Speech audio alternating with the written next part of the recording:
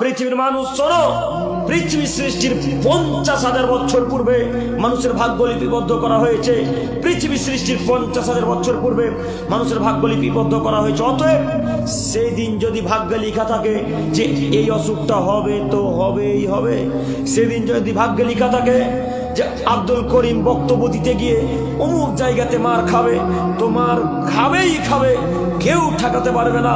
গোটা পৃথিবীর বিএসএফ, গোটা পৃথিবীর কমান্ডো, গোটা পৃথিবীর যদি পুলিশ এসে আব্দুল করিমকে পাহারা দেয়, তবু আব্দুল করিম মার খাবেই, তবু আব্দুল করিম মার খাবেই। কেন? লেখা হয়েছে কত বছর আগে? পৃথিবী সৃষ্টির 50,000 বছর আগে। আর সেদিন যদি লেখা ভাগ্যে না থাকে যে আব্দুল করিম মার খাবে না, আব্দুল করিম অপমান হবে না, তাহলে সারা পৃথিবীর মানুষ যদি আব্দুল করিমকে পাহারা দেয়, সারা পৃথিবীর মানুষ যদি আব্দুল করিমকে মারার চেষ্টা করে, তবুও কোনো পৃথিবীর মানুষ আব্দুল করিমের গায়ে টাচ করা তো বহুদূরের কথা, আব্দুল করিমের পাশে এসে দাঁড়াতে পারবে না ইনশাল্লাহ। এটা হচ্ছে বিধান আল্লাহ এবং তার রাসূলের। তিনি বলছেন পৃথিবী সৃষ্টির 50,000 বছর পূর্বে মানুষের ভাগ্য লিপিবদ্ধ করা হয়েছে।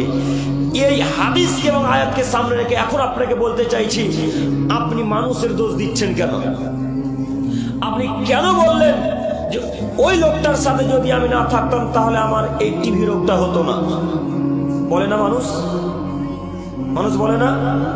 অনেক মানুষ আছে বলে যে এই ছেলেটার সাথে গেলাম, তার জন্যই আমার অ্যাক্সিডেন্টটা হলো। জি না, তার জন্য অ্যাক্সিডেন্ট হবে কেন?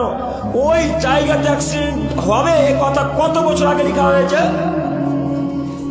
পৃথিবী সৃষ্টির 50,000 বছর আগে লেখা হয়েছে। আল্লাহ আপনাকে কোনো না কোনো মাধ্যমে নিয়ে যাবেই যাবে ওখানে, বুঝেননি? তাতে আপনি ঘরে বসে থাকেন আর বিদেশে থাকুন, ওখানেই মৃত্যু হবে, ওখানে